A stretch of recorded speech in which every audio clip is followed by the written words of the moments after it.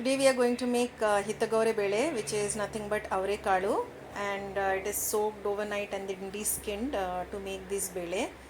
And first we have to take 3 onions finely chopped with a little bit of ginger, and the ginger can also be finely chopped.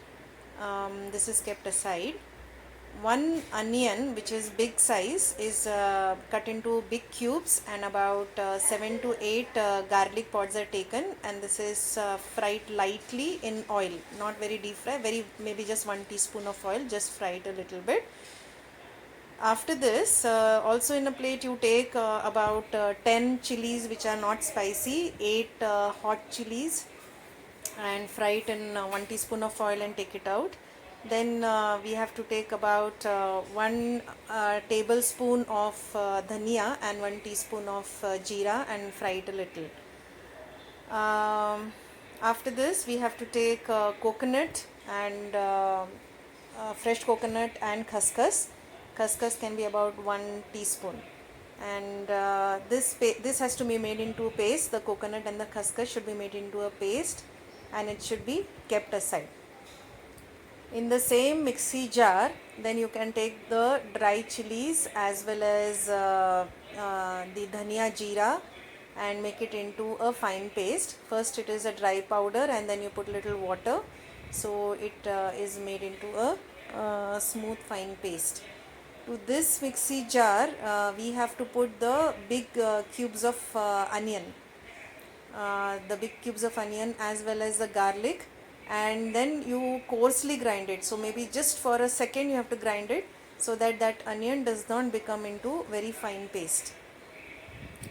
So this is what is shown for demonstration. We have put the onions, the large cubes, as well as the garlic, and just a very fine grinding is for a very less time the grinding is done, and then that paste is ready and kept aside.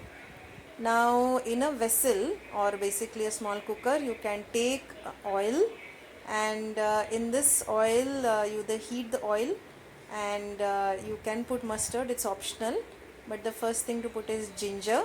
And then once you put in the hot oil, you put the ginger and little bit let it become a little brownish in color. And to this you have to add the finely chopped onion. So the finely chopped onion is added to this and cooked till it becomes a little golden brown, not very dark brown, but just a little bit golden brown. Now the paste from the mixie has to be taken and mixed a little bit with the kadu. So this is how you take a little bit of that and mix it with the kadu with your hands, so that it gets nicely mixed up. And this along with the kadu, the paste along with the kadu, is then put into the cooker where the onions have been fried. So put it in that and mix it well.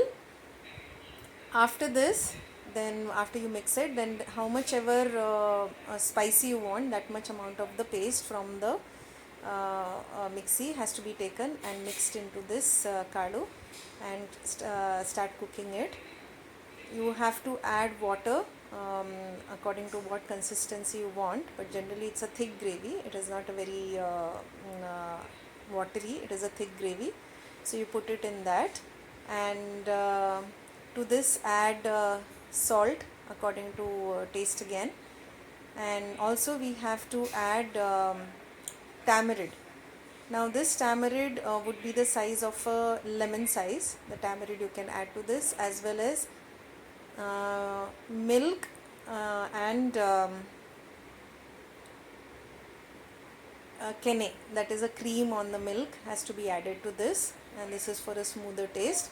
So this video clip shows the amount of tamarind which we have put into this cooker, and it's mixed well. So after we put this, then we have to also put the coconut and the khaskhas paste which we have made, and then adjust the consistency of the gravy as per our taste, and let it boil, and then it's ready.